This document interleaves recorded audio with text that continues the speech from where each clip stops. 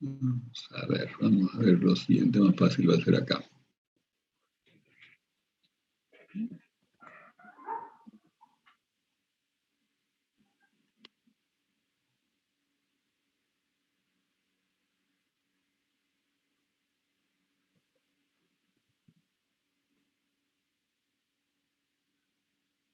Vamos a entrar a la plataforma.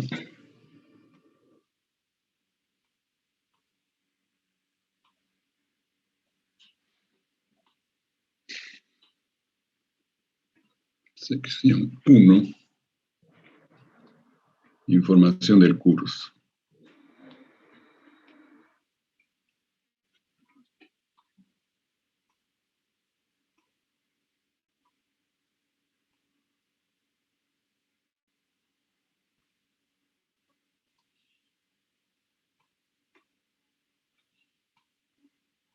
Bien, esta información está en la plataforma, como han visto ustedes. Unidad 1, errores en la manipulación numérica. Unidad 2, solución numérica de ecuaciones no lineales en una sola incógnita. Hasta la unidad 2 terminada, tendremos que tomar nuestro primer parcial. Luego tenemos solución de sistemas de ecuaciones lineales, cálculo de inversa de matrices determinantes. Continuamos con interpolación polinomial. Y allí tomamos, al finalizar interpolación polinomial, tomamos el segundo parcial. Luego tenemos diferenciación numérica, integración numérica y métodos de las diferencias finitas para resolver ecuaciones diferenciales de manera numérica. Y tenemos, al finalizar eso, el examen final. La bibliografía que tenemos acá, bibliografía es L. Burden, análisis numérico, décima edición. Chapra y Canal, métodos numéricos, séptima edición. La evaluación va a constar de parcial 1 que vale el 20%, parcial 2 que vale otro 20%, examen final que vale 35%, trabajo de investigación que vale 25%. Tengo que yo mostrarles respecto a la materia. Bibliografía y evaluación. Aquí tienen el link para el grupo WhatsApp. Ahí todos pueden entrar acá y se van a añadir al grupo WhatsApp de la materia. Y acá obviamente está el link para la clase Zoom. Tenemos errores en la manipulación numérica, que es nuestra primera unidad. Bien, entonces continuemos ahora con nuestra unidad.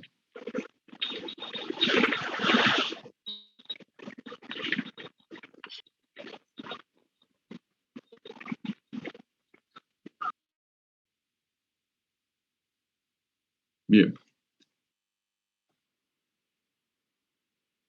Comenzaremos con el estudio de errores que se cometen al manipular los números, al hacer operaciones con los números. Tenemos el error que ustedes conocen muy bien, que es el llamado error de redondeo.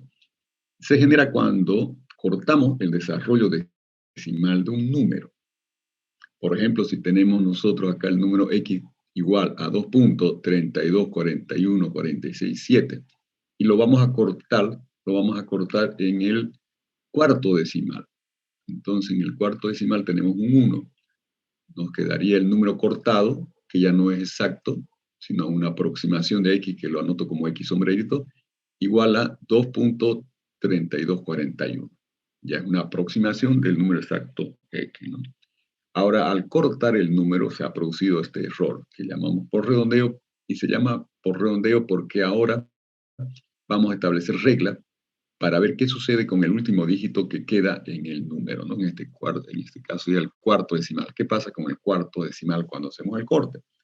Hay reglas de redondeo que intentan disminuir la propagación del error por causa de los cortes de los números. Bien, luego vamos a ver eso al detalle.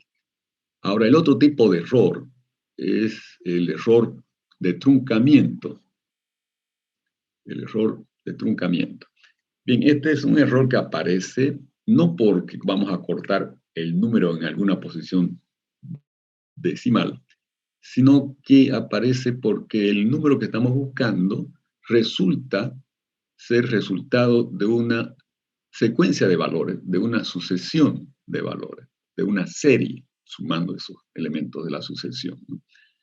Por ejemplo, si tenemos x igual a 1 más el ángulo θ al cuadrado sobre, menos más bien, el ángulo θ al cuadrado sobre 2 más θ al cuadrado sobre 24. Y hacemos el corte de la suma manteniendo hasta el segundo término. Entonces nos quedamos con el 1 y menos θ cuadrado sobre 2. Entonces queda así. Ya x es x sombrerito porque es una aproximación del x exacto que llevaba en cuenta hasta el tercer término de la serie, ¿no? Y por lo tanto ya es una aproximación y se ha cometido un error. Y el tipo de error que se ha cometido acá se llama error de truncamiento, porque la serie ha sido truncada en el segundo término. No contempló todos los términos de la serie, sino solo el primero y segundo término. Bien, esos son los dos tipos de errores que vamos a estudiar nosotros en la materia, que tienen que ver con la manipulación numérica de los números. Entonces vamos a ver cómo mitigamos el error que se produce al cortar el número en alguna posición decimal. Para ello contamos con las llamadas reglas de redondeo. Entonces vamos a aplicar reglas de redondeo para disminuir el error que resulta de cortar el número en alguna posición decimal. Consideremos entonces el número cuyo desarrollo decimal está escrito acá, de 1, de 2, de sub i, punto decimal, de sub i más 1, de sub k más 1. Y queremos cortar el desarrollo decimal del número en el dígito d sub k. Queremos cortarlo en d sub k. Aquí. Entonces vamos a despreciar el d sub k más 1. Pero vamos a aplicar reglas de redondeo para que el error cometido con ese corte no sea tan significativo, ¿no? Bien. Se procede de la siguiente manera. Se analiza el dígito siguiente, el primero que va a ser despreciado, el d sub k más 1. Vamos a cortar en el d sub k y entonces analizamos qué pasa con el d sub k más 1, el dígito siguiente. Si el d sub k más 1 es menor que 5, entonces simplemente d sub k queda inalterado. D sub k se mantiene igual a d sub k. Por ejemplo, si tenemos el 2.324146.7 y queremos redondear el número al cuarto decimal, entonces el siguiente dígito del cuarto decimal, que es 1, es el 4. Y ese número es menor que 5. Por lo tanto, el 1 se queda inalterado. Y el número redondeado sería 2.3241. Ahora, si d sub k más 1, el dígito primero que vamos a despreciar, resulta ser mayor que 5, entonces el dígito de sub k se altera sumándole una unidad de su posición. Por ejemplo, si tenemos el x, el número exacto dado por 132.324187.6 y queremos redondear al cuarto decimal. En el cuarto decimal tenemos 1 y el primer dígito que se va a despreciar es 8. 8 es mayor que 5, entonces se le suma al 1, 1, y nos queda el número redondeado como 132.3242. El 1 se modificó a 2. Tercer caso, cuando d sub k más 1 es igual a 5. Si d sub k más 1 es igual a 5, entonces estamos justo en el límite. Pero todavía existe la posibilidad de que haya a la derecha algunos dígitos diferentes de 0, por lo menos un dígito diferente de 0, de modo que eso nos lleve un poquito más hacia la derecha del número, o sea, a un número un poquito mayor. Si entonces encontramos dígitos a la derecha del d sub k más 1, que es igual a 5, diferente de 0, entonces pasamos el dígito d sub k al siguiente nivel, es decir, le sumamos 1 al dígito de sub k.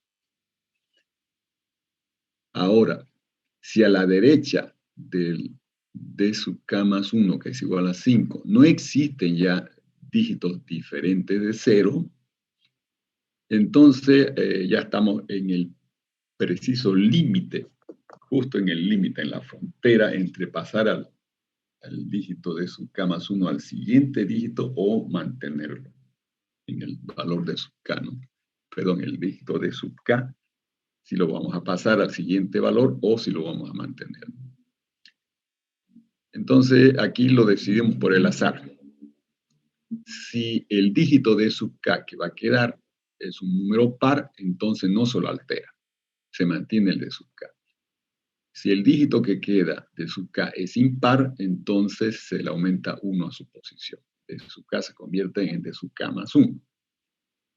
Veamos un ejemplo aquí. X que sea igual a 2.4123.5. Y luego viene 0, 0, 0. Todos los siguientes dígitos son iguales a 0.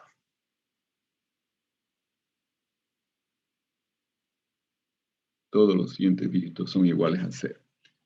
Bien, entonces vamos a hacer el redondeo de este número al cuarto decimal. Vamos a cortar aquí el número y vamos a ver qué pasa con el número 3. Entonces analizamos el dígito siguiente y es igual a 5.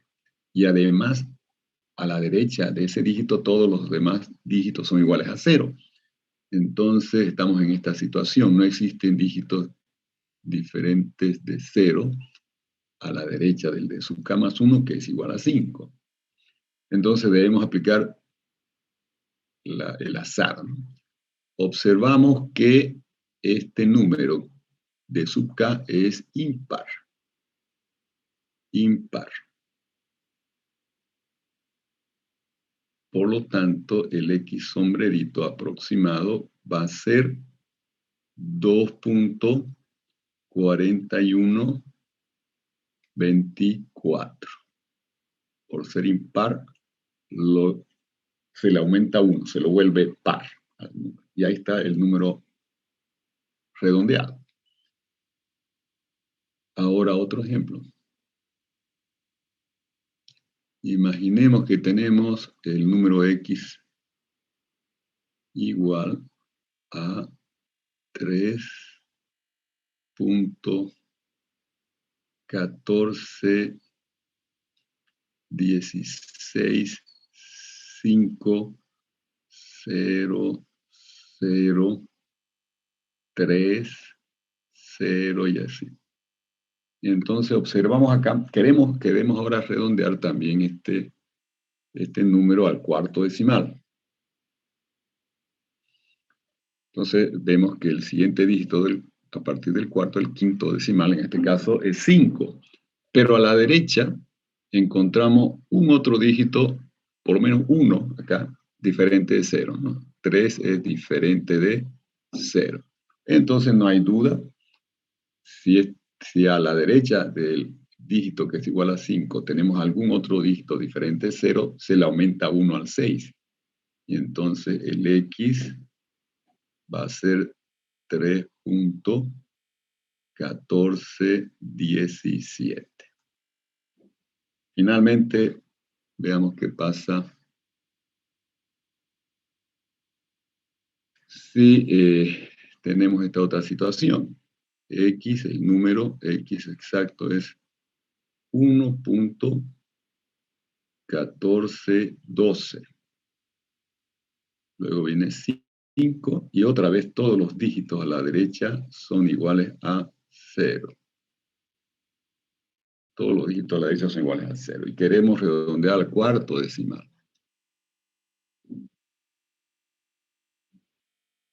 Bien, el quinto decimal es 5 y a la derecha de ese 5 todo es igual a 0. Entonces estamos de nuevo en 3.2, ¿no? No existen a la derecha del 5 dígitos diferentes de 0.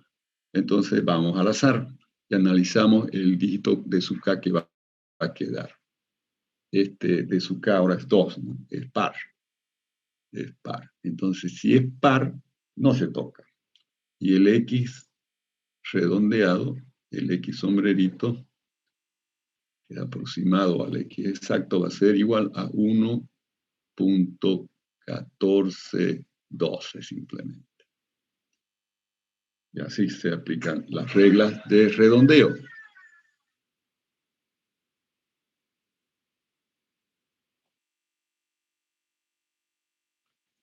Espera un segundo. Está bien. Estamos con las reglas de redondeo, ¿no? Bien. Continuamos entonces con el concepto de cifras o dígitos significativos de un número. Como el nombre indica, son los dígitos que tienen significado en el número. Vamos a ver, y eso de que decimos que tiene significado en el número es porque es relevante en el número que asumimos proviene de una medición. Y eso de que el número sea relevante significa simplemente que en la escala de medida de nuestra unidad de medición, del instrumento de medición, nosotros podemos ubicar al número dentro de esa escala de medición. Vamos a aclarar esto. Se considera la medida, alguien tiene que medir la longitud L, una cierta longitud L. L sería el valor exacto, que no lo conocemos. Y se va a usar para la medición el metro, que es graduado hasta los milímetros. Tenemos graduación del metro, luego decímetro, centímetro y milímetro solamente. Entonces un operador puede registrar la longitud como 2 metros, 1 decímetro, 5 centímetros, 1 milímetro. Y ya no hay más escala, pero subjetivamente el operador puede estimar la décima de milímetro todavía, la puede estimar. Entonces, este operador adopta 3 décimas de milímetro. Más allá de eso, la centésima de milímetro, la milésima de milímetro, ya no tiene sentido que haya una anotación respectiva, porque es absurdo pensar que con los ojos y el instrumento de medida graduado hasta el milímetro pueda el operador distinguir entre centésimas de milímetro y mucho peor entre milésimas de milímetro. Entonces, solo hasta la primera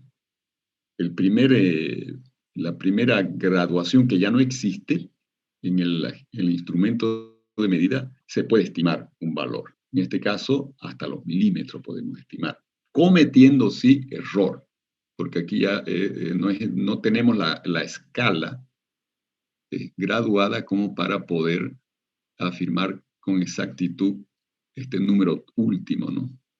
3 que indica en el contexto del problema la décima de milímetro, 3 décimas de milímetro. Ese número está afectado de error. Este número ya está afectado de error. Entonces, vamos a definir las cifras significativas de un número como todas aquellas exactas, es decir, aquellas que se pueden asegurar porque tenemos la graduación en el instrumento de medida, más una última afectada de error, donde ya no hay graduación en nuestro instrumento de medida, y entonces podemos simplemente hacer una estimativa de ese último dígito. Ya está afectado de error. Bien, a eso llamamos cifras significativas, ¿no? Todas las que se consideren exactas por la graduación, más una última estimada ya afectada de error.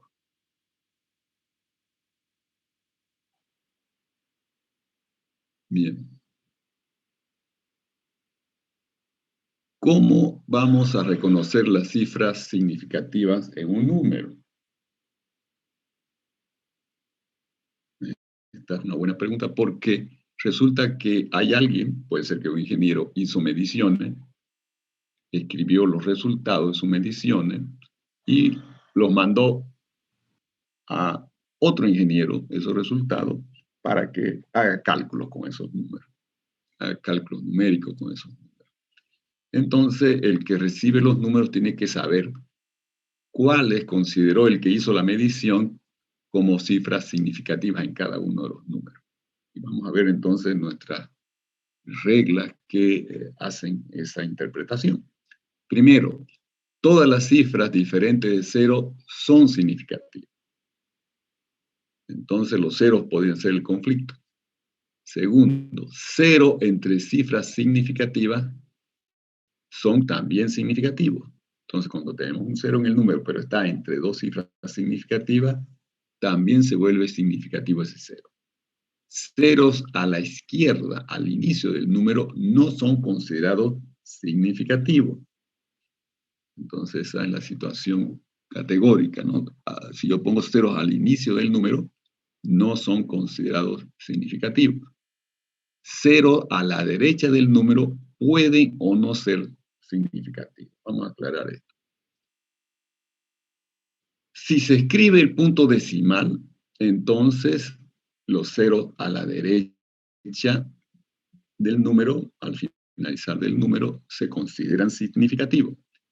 Y si no se escribe el punto decimal, se consideran que no son significativos. Entonces, ahí está la convención para que se determine cuándo los ceros al final del número serán considerados significativos. Entonces, cuando alguien está realizando las mediciones y se queda con ceros al final del número, tendrá que marcar el punto decimal obligatoriamente para indicar que esos ceros son significativos. Si no lo marca el punto decimal, quiere decir que no son significativos los ceros al final.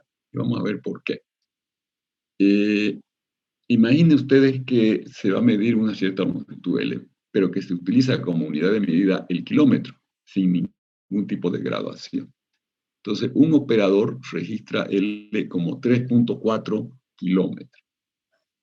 Le permite ese nivel de precisión, su elemento de medida, que solo tiene el kilómetro sin ninguna graduación. Entonces, él adopta 3 kilómetros y estima 4 décimas de kilómetro más, o sea, 3.4 kilómetros. Pero resulta que debe escribir este resultado en metros. Entonces lo multiplica el número por 1000 y le queda 3400 metros. Bien, ¿qué hace el operador? ¿Marca el punto decimal o no lo marca? Claramente, los dígitos significativos son dos solamente, el 3 y el 4. Entonces los ceros obviamente no son significativos. No son significativos. Bien, por lo tanto, el operador no debe marcar el punto decimal. No tiene que marcar el punto decimal. Debe de escribir simplemente 3.400 metros. Y entonces cuando el ingeniero que va a procesar esos números los recibe, ve que no está el punto decimal y sabe que no son significativos esos dos dígitos. Solamente los dos primeros. Bien. Veamos ahora exactitud y precisión de un número. ¿Qué significado tiene exactitud y qué significado tiene la precisión de un número? Exactitud de un número refleja la cercanía al valor exacto de la magnitud que estamos estudiando, ¿no? Mientras más cercano es nuestro valor numérico del valor exacto, decimos que es más exacto. Y ahora, la precisión. ¿Qué significa la precisión del número? Indica el número de cifras significativas. Si tenemos muchas cifras significativas, entonces decimos que el número es muy preciso. Es decir, la precisión aumenta con el número de cifras significativas que tenemos en el número. Pero no hay que confundir los conceptos. Una cosa es exactitud y otra cosa es precisión. La exactitud es la cercanía al valor exacto y la precisión está medida por el número de cifras significativas, ¿no? Pueden haber casos en que tengamos números inexactos, pero muy precisos, o pueden ser exactos e imprecisos, o inexactos e impreciso. Y finalmente lo más adecuado sería que el número sea exacto y preciso. Vamos a aclarar esto con un ejemplo. Imaginemos que estamos en el eje real y estamos buscando un número que es la raíz de una ecuación. La raíz de una ecuación no lineal, R. Y entonces alguien hace los cálculos correspondientes y se equivoca. Se equivoca y, bueno, toma este valor, x1, que está alejado de la raíz. Pero dice que x1, por ejemplo, digamos que, un segundo, vamos a decir que la raíz sea el número 2.141621. Esa es la raíz que estamos buscando con 6 decimales. Y el x1, que calculó el estudiante que se equivocó al resolver la ecuación, dio 1.41322367. Le puso un montón de cifras ahí decimales, ¿no? Entonces el número es muy preciso, pero está lejos, bastante lejos del exacto, de la raíz exacta, ¿no? Entonces este número x1 es inexacto, muy inexacto, y además es preciso, muy preciso, porque tiene un montón de cifras significativas que no le sirven de nada, ¿no? Porque lo más importante es la exactitud. Entonces puede haber obviamente números que sean inexactos y precisos. Y puede haber otro número, un estudiante mucho más preparado que resolvió la ecuación adecuadamente y obtuvo como resultado 2.141632. 41, digamos. Entonces, ese resultado es bastante exacto, mucho más exacto que el anterior, pero, y además es preciso también. Además es preciso. Bien, entonces eso es lo que queríamos aclarar. Una cosa es la exactitud, que es la cercanía al valor exacto del número, y otra cosa es la precisión, que tiene que ver con la gran cantidad de dígitos que incorporemos en el número, de cifras significativas. Bien.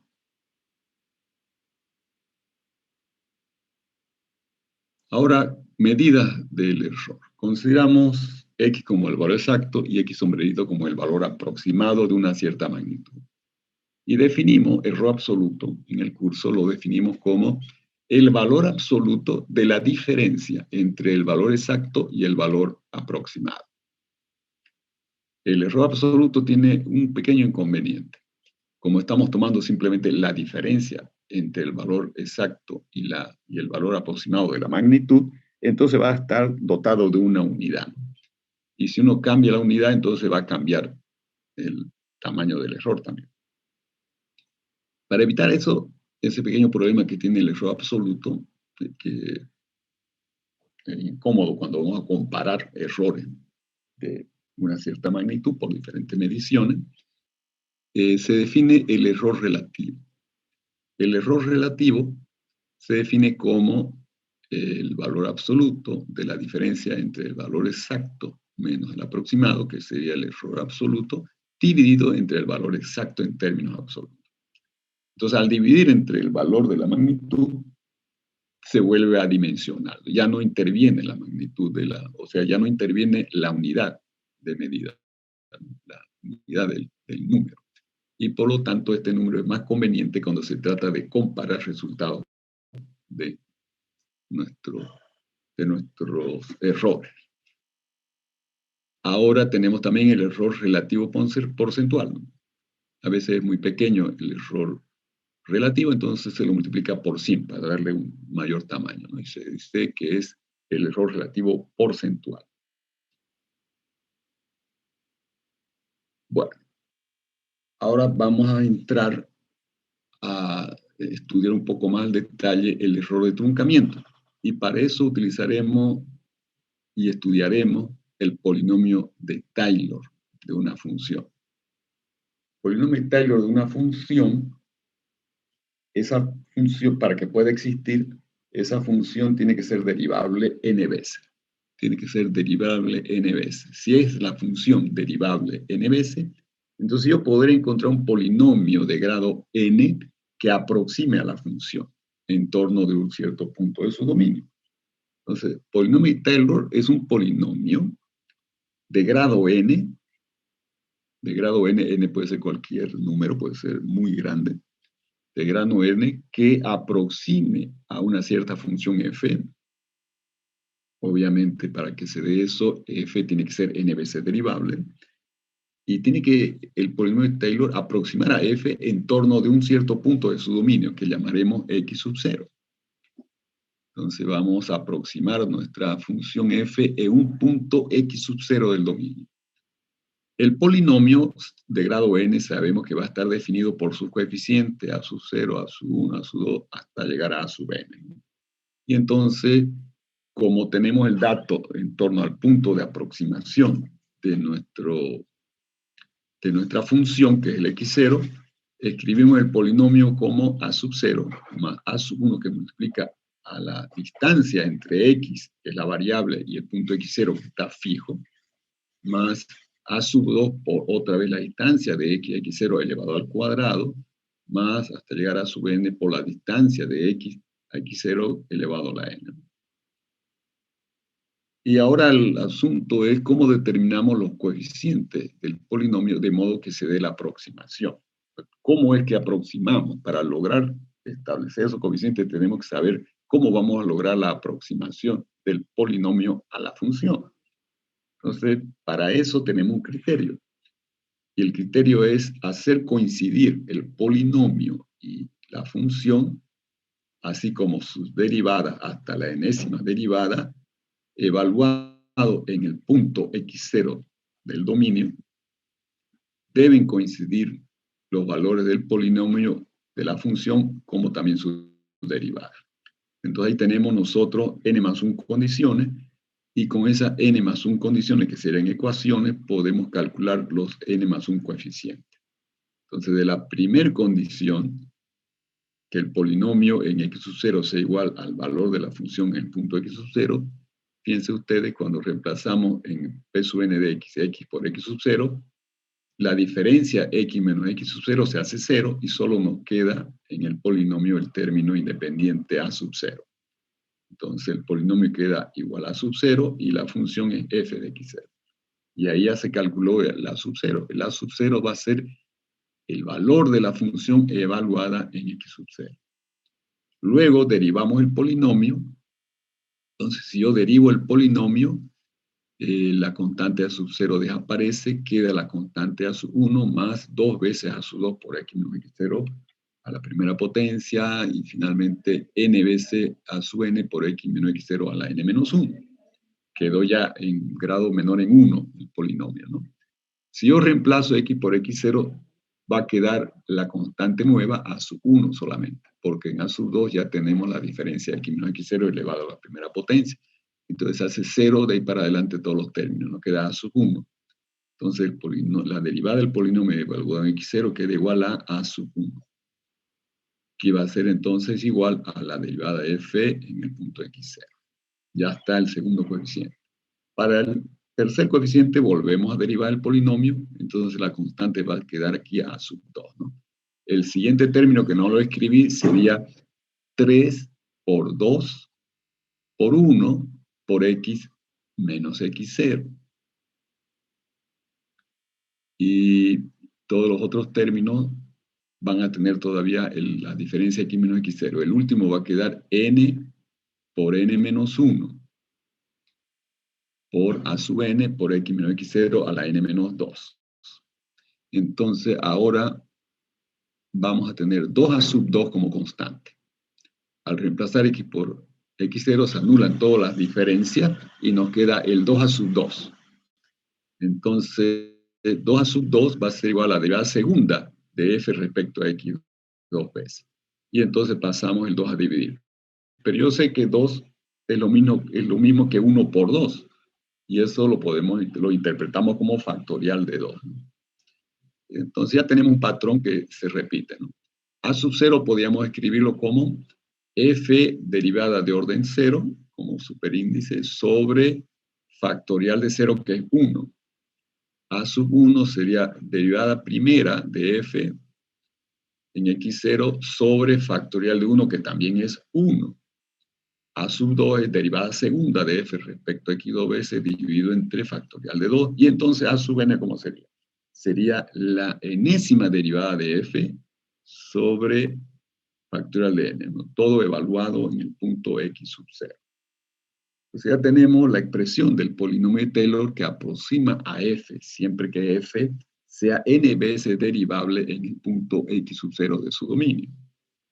Entonces el polinomio lo escribimos así, Pn de x que aproxima a f va a ser f en x0 más la derivada de f respecto a x en x0 por x menos x0, ¿no? Más derivada segunda de f respecto a x2 veces dividido entre factorial de 2 por x menos x0 al cuadrado, más el último término que sería la derivada enésima de f respecto a x, n veces evaluado en x0 dividido entre factorial de n por x menos x0 a la n. Ese sería el polinomio, la fórmula del polinomio de Taylor que aproxima a la función. Bueno, nos queda un minuto solamente. Vamos a aclarar gráficamente cómo es que sucede esta aproximación.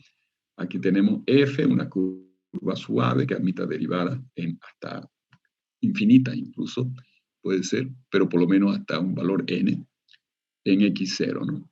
Entonces, la primera aproximación sería mediante el polinomio constante igual a f de x0, que lo marqué con una línea horizontal acá, ¿no? Constante, no varía. Se mantiene en x, f de x0 en cualquier x. Luego, inclino esa recta horizontal como la recta tangente, y ese da el término constante más el término con la primera derivada, ¿no? En la segunda aproximación. Y luego puedo pasar una parábola que lleva en cuenta el término del segundo grado, y la parábola se va a ajustar mejor al gráfico de f, y así sucesivamente, ¿no?